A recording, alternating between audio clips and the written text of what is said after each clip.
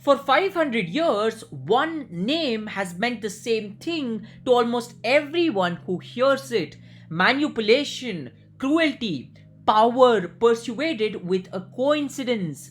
Politicians accuse their rivals of following him. CEOs quote him in private and deny it in public. Here, ladies and gentlemen, is the uncomfortable part. The man everyone is quietly describing barely existed. Just one correction. Before we go any further, Machiavelli never wrote that the ends justify the means.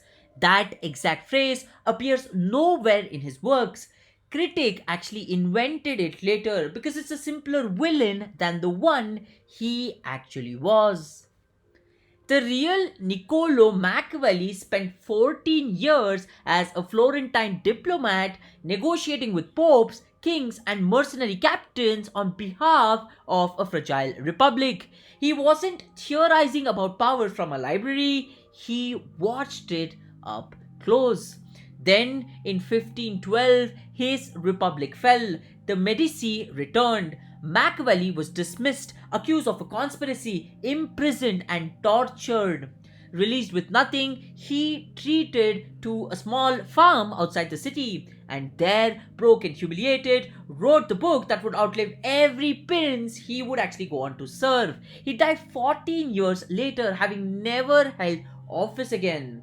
The book itself wasn't even published until 5 years after his death. And here, ladies and gentlemen, are the 7 of its principles.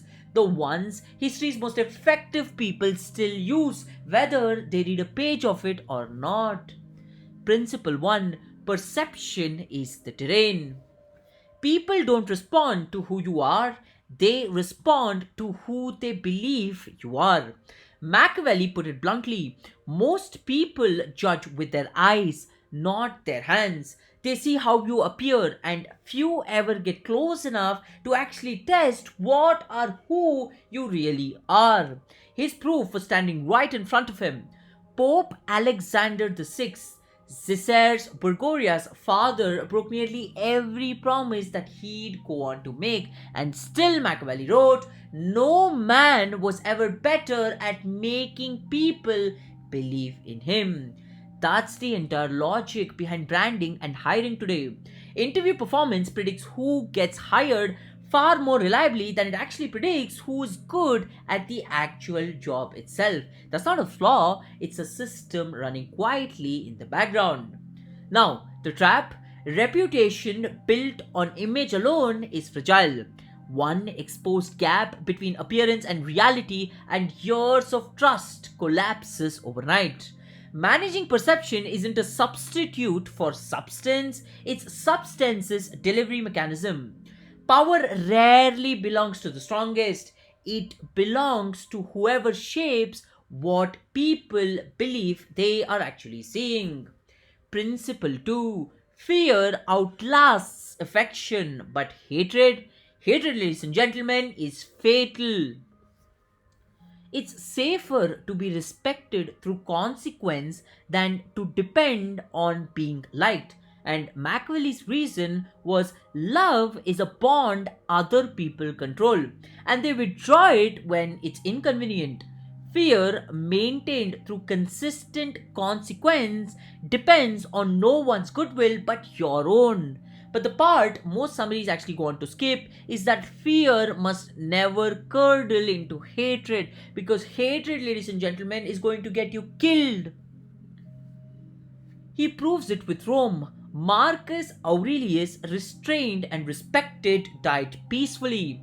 His son Commodus inherited the same empire, ruled through cruelty and public humiliation of his own office, and was assassinated by the men meant to protect him. Same throne, opposite endings. For a modern manager, that's the whole gap between firm and erratic. Consistent consequences build authority.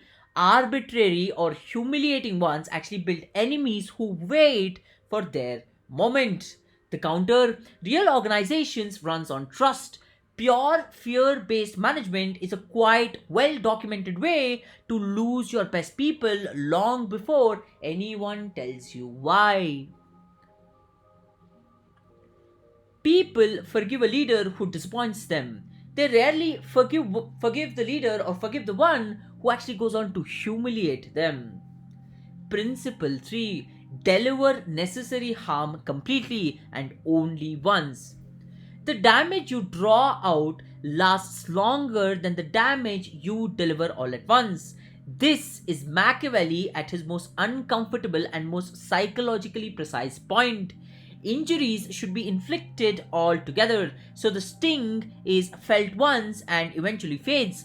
Benefits should arrive gradually, so their savor lasts. Caesar Borgia lived it out.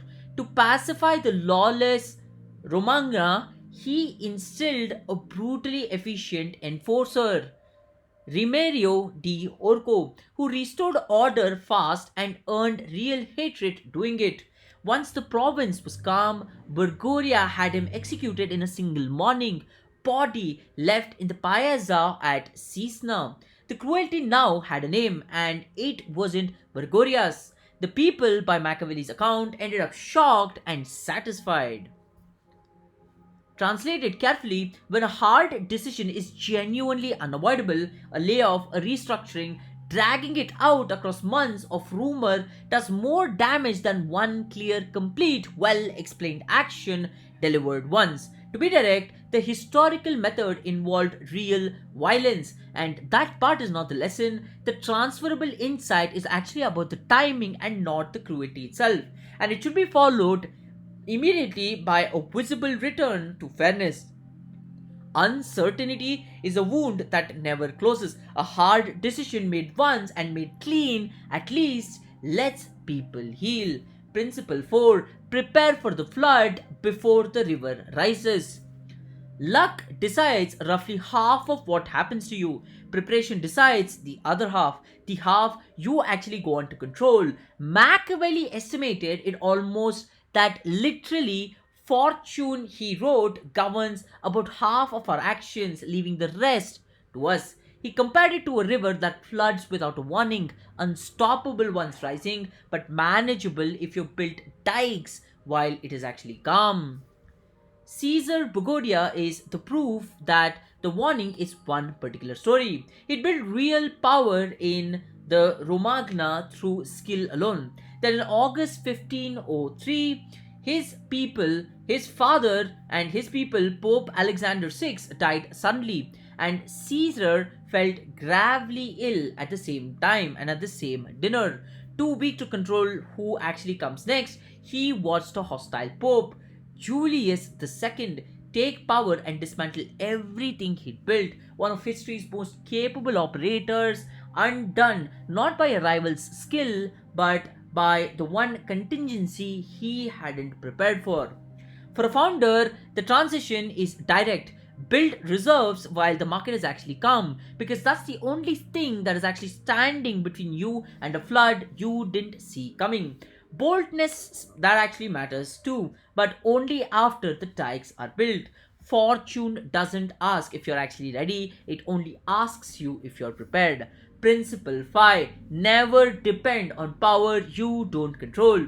Any strength you borrow can be turned against you or taken away exactly when you need it the most. Machiavelli's case against the mercenaries is one of the sharpest arguments in this book. Hired soldiers fight only for pay, so they are disunited and structurally tempted to actually go on to betray you. His proof was actually concrete. A mercenary captain named Francesco Sforza was hired to defend Milan and later conquered it for himself. Here's what most people don't know: Machiavelli's wasn't just theorizing from about 1503 to 1506. He personally built Florence, a citizen militia of its actually own, specialized to end the city's dependence on hired armies. It didn't save him. In 1512, that same militia stood between the Florence and the returning Medici and finally lost. The republic he'd tied to arm from ground up fell anyways to a force he hadn't fully prepared for. The modern translation: any capability you truly can't survive without key talent, a critical technology, or an irreplaceable customer relationship is dangerous to outsource. However, it might look very efficient, or irrespective of how efficient it actually looks on a spreadsheet, the vendor's incentives are not your incentives. So the point I'm trying to make, ladies and gentlemen, is that it could actually anytime go ahead to turn against you. Strength you can't command isn't your strength if someone else's option on your future. Principle 6: the rigid don't survive changing season. The instinct that makes you successful today can be the exact thing that destroys you tomorrow. If you never learn to switch it off, right? Especially if you don't learn to switch it off. Machiavelli is more pessimistic here than most summaries actually go on to admit. A cautious leader and a bold one can each succeed, but only when their fixed temperament happens to match the present moment. And almost no one, he wrote, is flexible enough to change their nature even after they can see that it's actually going on to fail. His example was Pope Julius II, the very man whose election ended Caesar Borgia. Julius was impressive, aggressive, and almost reckless, and because the time called for exactly that, it worked, and history remembers him as the warrior pope. For a founder, this is a well documented pattern. The bold instincts that builds a company through chaos are often the same instinct that wreck it once the company needs some stability. It's why so many founders get quietly replaced at scale by people whose whole talent is the opposite temperament. The honest advice isn't become more flexible. Machiavelli didn't think that was realistic either. It's this: know your default setting and keep someone close who supplies the one you don't have. The world unfortunately doesn't reward the bold or the cautious, it rewards whosoever changes first. Principle 7: deal with the world as it is. Every idealized vision of how people should behave becomes a liability the moment reality goes on to disagree with it. This is the deepest move in the whole book, and it's not really about politics, it's about method. In chapter 15, Machiavelli breaks from every philosopher before him and refuses to write about imaginary republics that never existed. He wants what he calls the effectual truth of things, not how people should act, but how they actually do. Worth noting is also that 3 years after The Prince was actually written, Thomas More published Utopia, describing the perfect imaginary state Machiavelli had just refused to write about. Same decade, opposite instincts. For a negotiator, this means planning around the other side's real incentive, not their stated good faith. For a founder, it means trusting what users do over what they actually go on to say in a survey, because that, ladies and gentlemen, is the most comfortable move for one to make. Even Machiavelli didn't take all of this the same way, right? The same years he wrote The Prince, he was also writing discourses on Livy in praise of republican government and civic virtue. Realism takes too far curdles into cynicism that trusts nothing and burns out. The goal isn't abandoning ideals, it's refusing to let them blind you to what's actually happening. The people who shape history are rarely the ones who saw the world most kindly, they are the ones who saw it the most clearly. Machiavelli wasn't trying to make the world crueler, right? Let's get this point straight. He was actually trying to describe it honestly at a time when nearly every philosopher before him had preferred comfortable fiction to uncomfortable fact. And don't have to agree with his conclusions or everything that I said in this video. It's also a point that many brilliant people don't. But the discipline underneath all 7 principles is the same one. See the incentives clearly, see human nature clearly, see power as it actually moves, not as you wish that it actually moved. And history remembers surprisingly few people who simply wished the world were different. It remembers the ones who understood it first and acted and changed immediately, irrespective of what they were actually facing.